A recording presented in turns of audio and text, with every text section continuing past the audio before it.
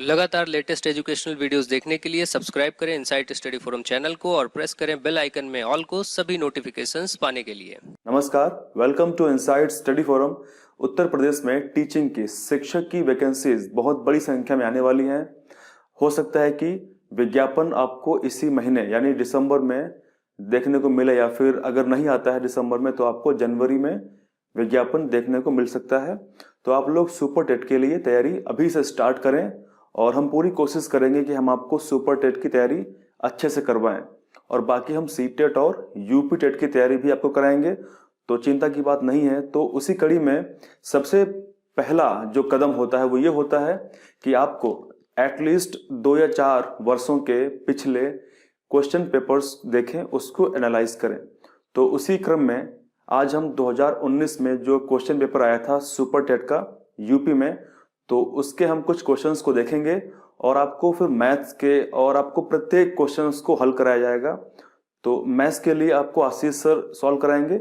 यहाँ पे हम बात करते हैं कुछ बाकी क्वेश्चंस की, तो स्टार्ट करते हैं। आपके सामने स्क्रीन पर पहला क्वेश्चन है, निम्नलिखित में से कौन सा कारक यानी कौन सा फैक्टर बालक के विकास को प्रभावित करता है। और यहाँ पे ऑप्शंस आपके सामने लिखे हुए हैं, अंतःस्रावी ग्रंथियां यानी एंडोक्राइन ग्लैंड्स, दूसरा पौष्टिक भोजन यानी एक बहुत ही न्यूट्रिशियस डाइट, तीसरा रोग तथा चोट यानी कोई डिजीज हो गई या फिर कोई वुंड हो गया, चोट लग गई, इंजरी हो गई, और चौथा है उपर्युक्त सभी यानी ये चारों। तो जैसा हम जानते हैं बालक छोटा होता है तो उसकी ग्रोथ के लिए, उसकी वृद्धि के लिए जो सबसे इंपॉर्टेंट पार्ट होता है वो होता है डाइट। अगर उस बालक के लिए पौष्टिक भोजन उपलब्ध कराया जाता है जिसमें प्रोटीन्स, कार्बोहाइड्रेट्स, विटामिन्स और फैट की उचित मात्रा होती है, तो उससे बालक का विकास ज्यादा होता है। और यदि प्रोटीन नहीं रहेगा तो उसके शरीर में कुछ रोग हो सकते हैं। तो एक डाइट तो बहुत जरूरी है बालक के विकास के लिए, तो इसका मतलब ये वाला ऑप्शन करेक्ट है। उसके बाद हम बात करते हैं नंबर 1 जो ऑप्शन हमारा है। नंबर 1 ऑप्शन क्या कहता है कि अंतःस्रावी ग्रंथियां। जैसा हम जानते हैं हमारे शरीर में ग्रंथियां 2 प्रकार की होती हैं, एक को हम बोलते हैं अंतःस्रावी और दूसरी को हम बोलते हैं बाह्यस्रावी। यानी ऐसी ग्रंथियां, ऐसी ग्लैंड्स जो हॉर्मोन्स को उत्पन्न करती हैं। किसको? हॉर्मोन्स को उत्पन्न करती हैं सीधे ब्लड में, उनको हम बोलते हैं अंतःस्रावी ग्रंथियां। और ऐसी ग्रंथियां जो एंजाइम्स को उत्पन्न करती हैं उनको हम बोलते हैं एक्सोक्राइन ग्लैंड यानी बहिस्रावी ग्रंथियां। और बेसिकली एंजाइम्स जो होते हैं उनको स्रावित होने के लिए, उनका श्रावण के लिए डक्ट होती हैं। तो जो बहिस्रावी ग्रंथियां होती हैं उनमें नलिकाएं पाई जाती हैं जिनसे होकर के एंजाइम्स बहते हैं। तो हमने जाना बेसिक तरीके से। अगर मैं आपसे क्वेश्चन पूछूं कि ऐसी कौन सी हमारे शरीर में ग्रंथि है जिसको हम मिश्रित ग्रंथि बोलते हैं, यानी ऐसी ग्रंथि जिसमें दोनों हैं, अंतः और बहिस्रावी, तो वो है पैनक्रियास यानी अग्नाशय।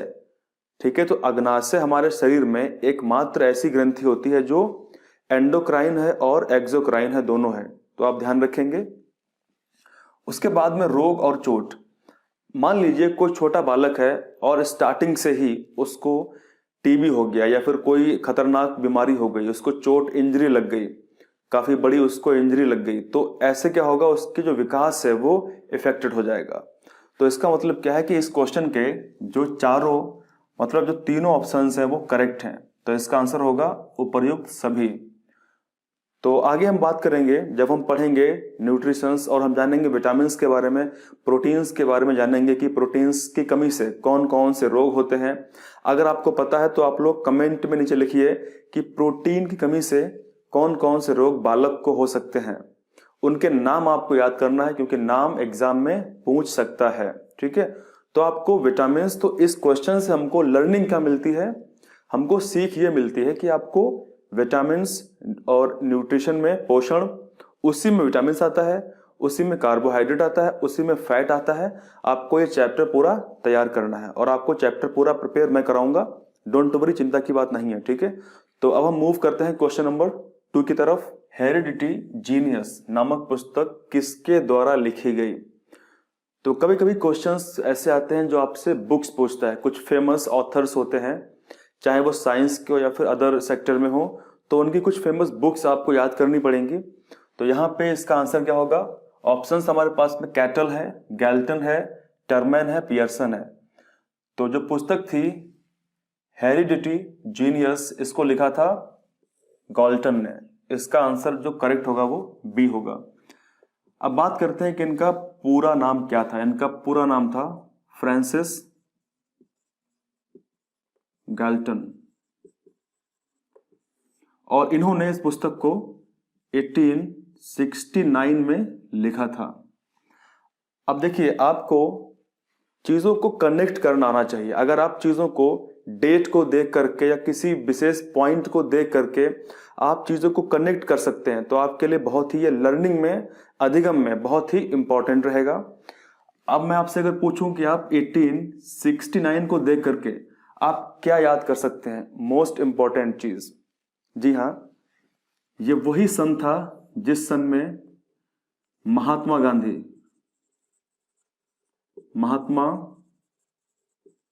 गांधी जी का जन्म हुआ था।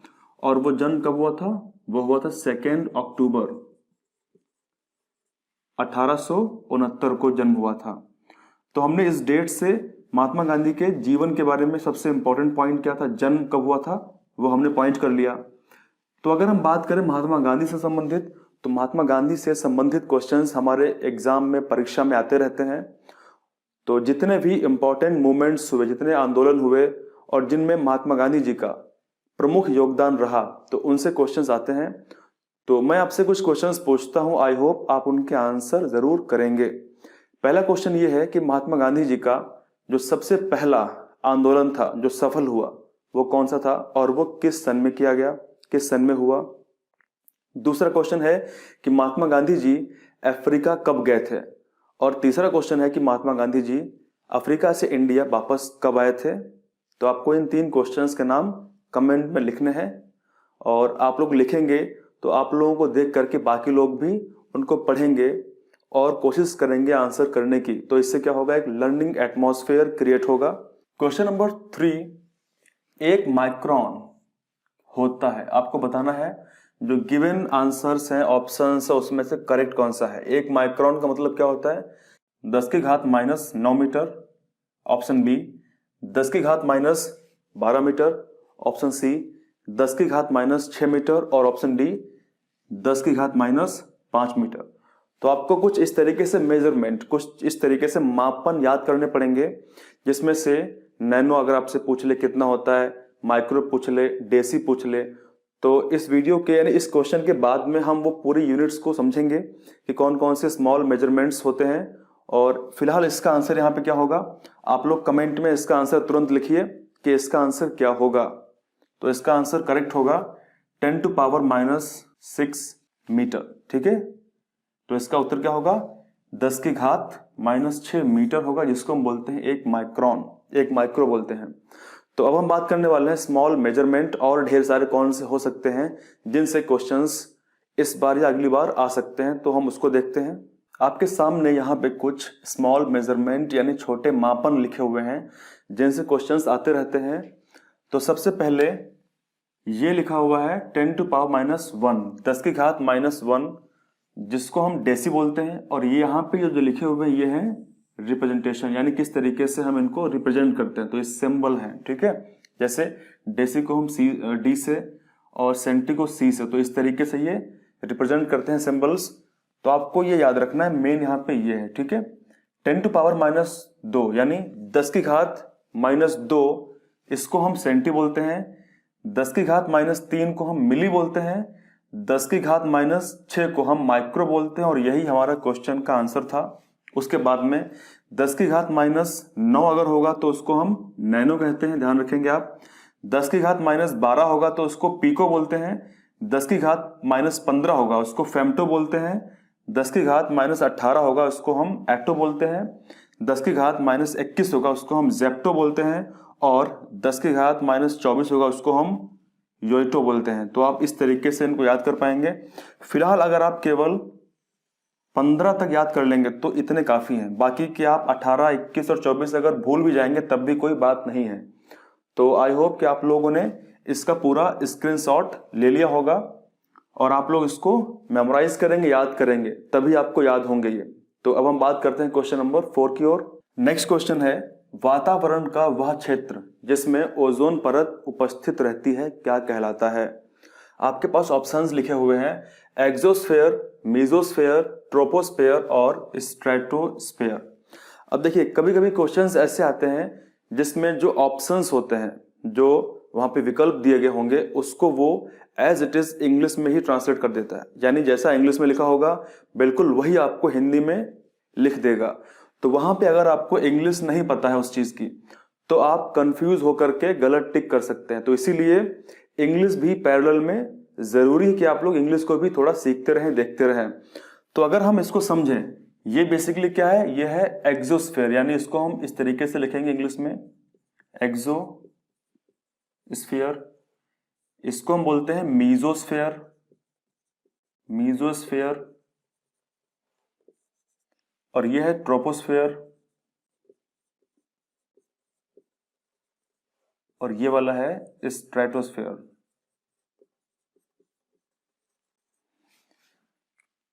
इसके अगर हम हिंदी की बात करें तो एक्सोस्फेयर का मतलब क्या होता है?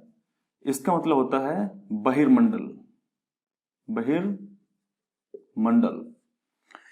मीजोस्फेयर का मतलब होता है, मीजो मतलब मध्य होता है, मध्यमंडल। ट्रोपोस्फेयर का मतलब होता है क्षोभ मंडल, और स्ट्रेटोस्फेयर का मतलब होता है समताप मंडल।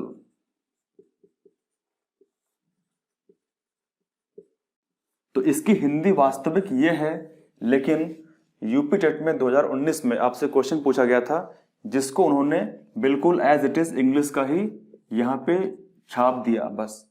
तो यहां पे आपको ये जानना जरूरी है। अब हमें यहाँ पे इसका आंसर पता करना है कि इसका आंसर क्या होगा। यानी ओजोन परत जो है, जिसको हम बोलते हैं, ओजोन का फार्मूला क्या होता है? O3 होता है। तो ओजोन परत जो है, ओजोन लेयर, वो कहां पाई जाती है?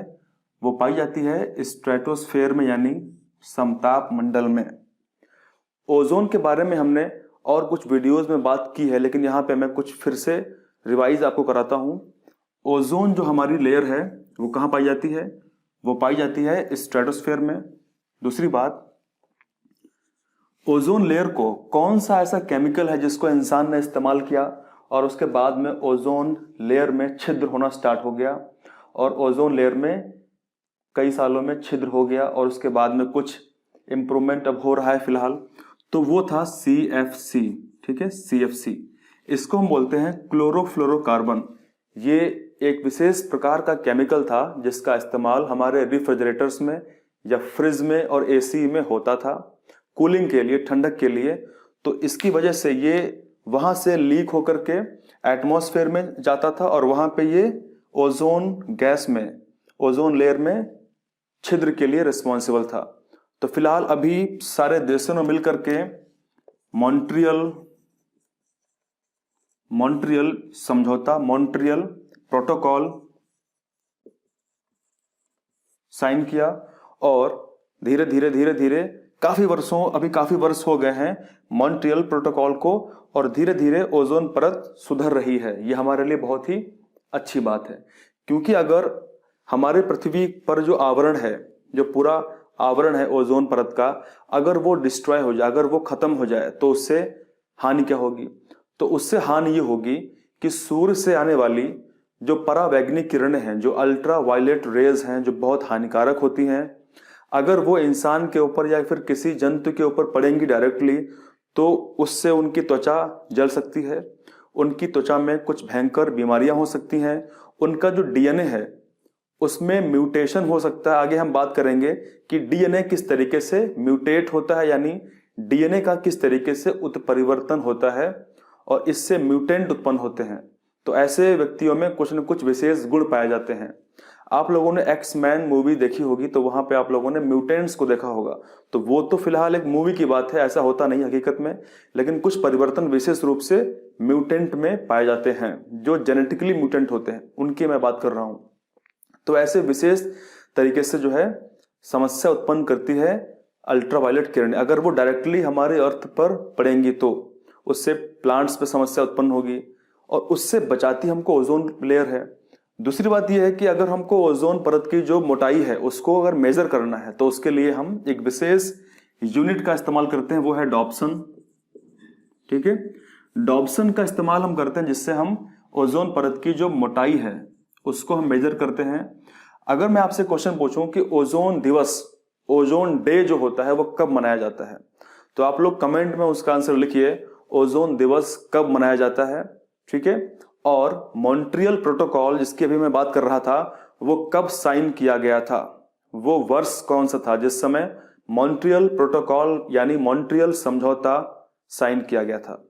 तो आप लोगों को कुछ इस तरीके से जानकारी लेनी है, क्योंकि ये नॉलेज आपको आपके एग्जाम में क्वेश्चंस यहां से जरूर बन सकते हैं। ठीक है, तो आप इस तरीके से पढ़ेंगे, डॉट्स को कनेक्ट करेंगे। ऐसा नहीं कि क्वेश्चन देखा और केवल ऑप्शन पढ़ लिए बस सॉल्व कर लिया, ऐसा नहीं करना है। हमको कोशिश करनी है। अब ऐसा भी नहीं करना है कि हमको पूरा चैप्टर ही वहां पूरा फिनिश कर लिया हम लोगों ने, ऐसा नहीं करना। हमको वहां पे कुछ बेसिक से जानकारी लेनी जो हमारे लिए इंपॉर्टेंट है, और जो क्वेश्चंस को अगर हम देखें तो बात करें।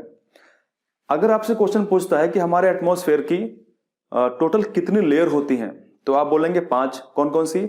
सबसे निचली ट्रोपोस्फेयर, जहां पे हम रहते हैं। हम कहां पे रहते हैं? हम रहते हैं 5वीं में से एक में। जो 5 लेयर है उसमें से हम एक में रहते हैं, जो सबसे नीचे है, जिसको हम बोलते हैं क्षोभ मंडल, क्योंकि जो जीवन है वो वहीं पे संपन्न है, वहीं पे जीवन हो सकता है, बाकी किसी लेयर में जीवन नहीं हो सकता है। अब यहाँ पे जहां पे हम रहते हैं, यहाँ पे मौसम की गतिविधियां होती रहती हैं, बारिश होती रहती है, तूफान आते रहते हैं। तो इस तरीके से सारी घटनाएं जो घटती हैं वो कहाँ घटती हैं? वो घटती हैं क्षोभ मंडल में, जहां पे हम रहते हैं। और जैसे जैसे हम क्षोभ मंडल में ऊपर की ओर जाते हैं, वैसे वैसे जो टेम्परेचर है, तापमान है, वो घटता जाता है। यानी जैसे अगर मैं आपको बताऊं, अभी हम प्लेन में हैं, समतल मैदान में हैं, अगर हम पहाड़ों पर जाएंगे तो हमको वहां पे थोड़ी ठंडक फील होगी। क्यों? क्योंकि वहां पे गैसों की जो डेंसिटी है वो कम हो जाएगी, गैसों की जो डेंसिटी वो कम हो जाएगी। अब इसका मतलब मैं बात कर रहा हूं विशेष रूप से CO2 की। जो CO2 का लेवल होता है, क्योंकि CO2 क्या है? CO2 यानी कार्बन डाइऑक्साइड एक प्रकार की ग्रीन हाउस गैस है। ग्रीन हाउस गैस वे गैसें होती हैं जो सूर्य से आने वाले तापमान को रोक लेती हैं, और उससे क्या होता है? उससे ग्लोबल वार्मिंग यानी पूरा विश्व धीरे धीरे गर्म होना शुरू हो जाता है। और अगर ऐसा होगा तो जो ग्लेशियर्स हैं वो मेल्ट हो जाएंगे, और ऐसे कंट्री, ऐसे देश जो तटीय क्षेत्रों में रहते हैं वो डूब जाएंगे। ठीक है, तो फिलहाल भारत पर भी खतरा मंडराता है, क्योंकि भारत एक पेनिनसुला कंट्री है। तमिलनाडु, केरला, कर्नाटक, आंध्र प्रदेश, ये सब पेनिनसुलर हैं, तो वहां पे पानी भर जाएगा, डूब जाएंगे वो क्षेत्र। तो इसीलिए तो आई होप कि आप लोगों को ये जानकारी मिली होगी। तो 5 लेयर है। सबसे निचली कौन सी लेयर है? ट्रोपोस्फेयर। उसके बाद में आती है स्ट्रेटोस्फेयर, उसके बाद में आती है मीजोस्फेयर, उसके बाद में आती है थर्मोस्फेयर, जहां पे आयन होते हैं, जिसको हम बोलते हैं आयन मंडल। ठीक है, जिसका तापमान बहुत ज्यादा होता है। और उसके बाद में फिर हम पहुंचते हैं बहिर्मंडल में, और उसके बाद हम पहुंच जाते हैं स्पेस में, अंतरिक्ष में। ठीक है, तो इस तरीके से हम इसको याद कर पाएंगे, और जब हम चैप्टर पढ़ेंगे तो आपको बड़ा मजा आएगा। तो फिलहाल हम बात करते हैं क्वेश्चन नंबर नेक्स्ट क्वेश्चन है, श्वास छिद्र का उपयोग श्वास के लिए किसके द्वारा किया जाता है? तो आपके पास ऑप्शंस दिए गए हैं, मछली यानी फिश, तिलचट्टा, इसको हम बोलते हैं कॉकरोच, उसके बाद केचुआ, इसको हम बोलते हैं अर्थवॉर्म, और उसके बाद में घोंघा, इसको बोलते हैं पाइला। तो इस क्वेश्चन का जो करेक्ट आंसर है वो क्या हो सकता है? जैसा हम जानते हैं जो मछली होती है वो श्वास किससे लेती है? गिल्स से लेती है। गिल्स का मतलब गलफड़े होते हैं। मछली पानी में रहती है तो मछली के फेफड़े नहीं होते हैं, उसके गलफड़े होते हैं। तो आपने देखा होगा यहाँ पे कुछ इस तरीके से बाहर निकले रहते हैं। जैसे मान लीजिए ये मछली है, ठीक है, ये प्यारी सी मछली है और इस मछली के यहाँ पे कुछ गलफड़े होते हैं, तो वो वहां से श्वसन करती रहती है, ठीक है। उसके अलावा कॉकरोच की अगर बात करें हम, तो कॉकरोच के विशेष रूप से श्वास छिद्र होते हैं जिसके द्वारा वो श्वास लेता है, तो इसका जो सही आंसर है वो है कॉकरोच। अगर हम बात करें अर्थवॉर्म की, तो अर्थवॉर्म स्किन से यानी त्वचा से ये क्रिया करती है। और अगर हम बात करें घोंघा की, पाइला की, तो पाइला जब पानी में होता है यानी घोंघा, आप लोगों ने शंख देखा होगा ना, शंख, तो शंख को ही हम घोंघा बोलते हैं, पाइला बोलते हैं। तो शंख जब पानी में रहता है तब उसके गिल्स होती हैं, ठीक है, उसके गिल्स होती हैं, वो गलफड़े से सांस लेता है, श्वसन करता है। लेकिन जब वो बाहर जमीन पर रहता है तब वो पल्मोनरी सैक से यानी फुफ्फुसीय तंत्र से श्वसन करता है। तो इसका जो करेक्ट आंसर होगा वो होगा तिलचट्टा यानी कॉकरोच। तो इस टाइप से क्वेश्चंस आते हैं और विशेष रूप से हम ऐसे और ढेर सारे क्वेश्चंस, जब मैं आपको प्रैक्टिस क्वेश्चंस कराऊंगा तब मैं वहां पे ऐसे कई क्वेश्चंस आपको लेके आऊंगा, कराऊंगा, ताकि हमारी प्रैक्टिस अच्छी हो जाए। और यदि कोई क्वेश्चन ऐसा पूछा जाता है तो हम उस क्वेश्चन को इजिली, आसानी से सॉल्व कर लें, ठीक है। तो बात करते हैं नेक्स्ट क्वेश्चन की। किसकी कमी से रतौंधी होती है? रतौंधी को हम बोलते हैं नाइट ब्लाइंडनेस, नाइट ब्लाइंडनेस बोलते हैं इसको हम। यानी रात में अगर किसी व्यक्ति को रतौंधी होगी तो रात में उसको दिखाई पड़ना बंद हो जाएगा। रात में यानी जैसे जैसे शाम होगी वैसे वैसे उसको अंधेरा दिखाई देना शुरू हो जाएगा, उसको हम रतौंधी बोलते हैं। तो क्वेश्चन है कि रतौंधी किस विटामिन की कमी से होती है? तो आपके पास ऑप्शंस हैं vitamin A, vitamin B, vitamin C, vitamin D. आपसे मैं क्वेश्चन पूछता हूं, विटामिन की खोज किसने की? अगर आपसे क्वेश्चन एग्जाम में पूछा जाए कि विटामिन का फादर कौन है, फादर ऑफ विटामिन्स, तो आप लोग क्या करके आएंगे? मैं चाहता हूं कि आप लोग उसका आंसर कमेंट में लिखें कि फादर ऑफ विटामिन, विटामिन का जनक कौन है, ठीक है। तो इस क्वेश्चन को हम समझते हैं। अब देखिए यहां से क्वेश्चंस कई प्रकार से आते हैं। जैसे आपसे विटामिन का रासायनिक नाम पूछ लेगा, केमिकल नेम पूछ लेगा। जैसे प्रत्येक विटामिन के रासायनिक नाम होते हैं। जैसे विटामिन ए का जो केमिकल नेम होता है उसको हम बोलते हैं रेटिनॉल। विटामिन डी का केमिकल नेम होता है कैल्सीफेरॉल। विटामिन ई का केमिकल नेम होता है टोकोफेरॉल। विटामिन के का केमिकल नेम होता है फाइलोक्विनोन। उसके बाद में फिर बी कॉम्प्लेक्स की हम बात करेंगे, जिसमें B1, B2, B3, B5, B6, B7, B9, B12 vitamin होते हैं और फिर विटामिन सी होगा, ठीक है। तो विटामिन B1 का केमिकल नेम क्या होता है? थायमीन होता है। विटामिन B2 का केमिकल नेम होता है राइबोफ्लेविन। विटामिन B3 का केमिकल नेम होता है नियासिन। विटामिन B5 का केमिकल नेम होता है पेंटोथेनिक एसिड। विटामिन B6 का केमिकल नेम होता है पायरोडॉक्सिन। विटामिन B7 का केमिकल नेम होता है बायोटिन। विटामिन B9 का केमिकल नेम होता है फॉलिक एसिड यानी फॉलिक अम्ल। और विटामिन B12 का केमिकल नेम होता है साइनोकोबालामाइन, जिसके पास में कोबाल्ट पाया जाता है। अगर आपसे क्वेश्चन पूछे कि कौन से विटामिन के पास कोबाल्ट पाया जाता है, तो इसका आंसर विटामिन B12 होगा, साइनोकोबालामाइन। और विटामिन सी का केमिकल नेम क्या होता है? एस्कॉर्बिक एसिड होता है। तो आपको पहले तो ये याद करना है, उसके बाद में प्रत्येक विटामिन से जो रोग उत्पन्न होते हैं कमी से, आपको वो सारे याद करने हैं। तो फिलहाल हम यहाँ पे पूरा आपको विटामिन में नहीं पढ़ाने वाला हूँ यहाँ पे फिलहाल, वो हम नेक्स्ट चैप्टर में बात करेंगे, तो वहाँ पे हम पूरा विटामिन समझेंगे डिटेल में। तो फिलहाल यहाँ पे इसका जो आंसर होगा वो होगा विटामिन ए। यानी विटामिन ए की कमी से क्या होता है? रतौंधी होती है। विटामिन ए का सोर्स कौन कौन से होते हैं, जब हम पढ़ेंगे चैप्टर में तो वहां पे हम सब कुछ जानेंगे कि प्रत्येक विटामिन के सोर्स कौन कौन से हो सकते हैं। तो मैं आपसे क्वेश्चन पूछता हूं, आप लोग कमेंट में लिखिए कि विटामिन ए के कौन कौन से प्रमुख स्रोत होते हैं। देखिए मैं क्वेश्चंस पूछूंगा और आप लोग आंसर करेंगे, तभी एक लर्निंग एटमॉस्फेयर, लर्निंग एनवायरनमेंट बन पाएगा, ठीक है। मैं आऊं और पढ़ा के चला जाऊं तो वो मजा नहीं आएगा। ताकि इंटरेक्शन हो हमारा तुम्हारा, हमारा आपका वार्तालाप हो। जब मैं कमेंट पढ़ूंगा और आप लोग कमेंट करेंगे तो वहां पे फिर मैं देखूंगा कि कितने बच्चों ने कमेंट किया है, तो उससे मेरा उत्साह और बढ़ जाता है कि हाँ आप लोग पार्टिसिपेट करते हैं सेशन में, ठीक है। तो फिर मैं कोशिश करूंगा कि मैं आपको ढेर सारे और क्वेश्चंस कराऊं, प्रैक्टिस कराऊं और अच्छे तरीके से समझाऊं। तो फिलहाल इस वीडियो में यहीं तक था, बाकी के क्वेश्चंस को हम डील करेंगे नेक्स्ट वीडियो में।